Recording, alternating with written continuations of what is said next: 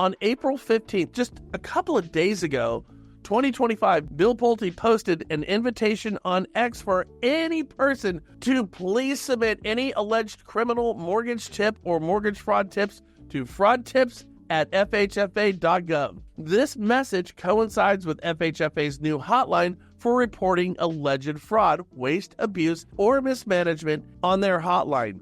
A hotline website encourages federal employees and the public to report information about those, whether inside or outside of the federal government, who waste, steal, or abuse government funds in connection with the agency's Fannie Mae and Freddie Mac. The enterprises. Any of the Federal Home Loan Banks or the FHL banks, Office of Finance, or about mismanagement within FHFA, the hotline website is now seeking information on any of the following items: possible waste, fraud, abuse, mismanagement, or other misconduct involving FHFA employees, programs, operations, contracts or subcontracts, possible violations of federal laws, regulations, rules, or policies pertaining to FHFA or to any of the regulated entities, or possible unethical activities involving employees of FHFA or of the regulated entities. You see, this effort marks a significant step in Pulte's broader campaign to foster transparency, accountability,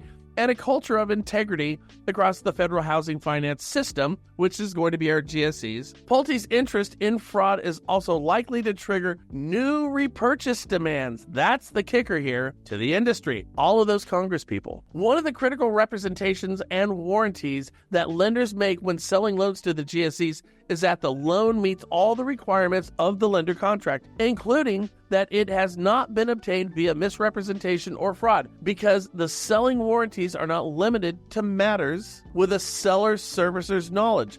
The action or inaction, including misrepresentation or fraud of the borrower or a third party, as well as the action or inaction, including misrepresentations of fraud of the seller's servicer, will constitute that the seller's servicer's breach of a selling warranty. Listen, guys, I know that was a lot of words, but what we're talking about right now is a witch hunt.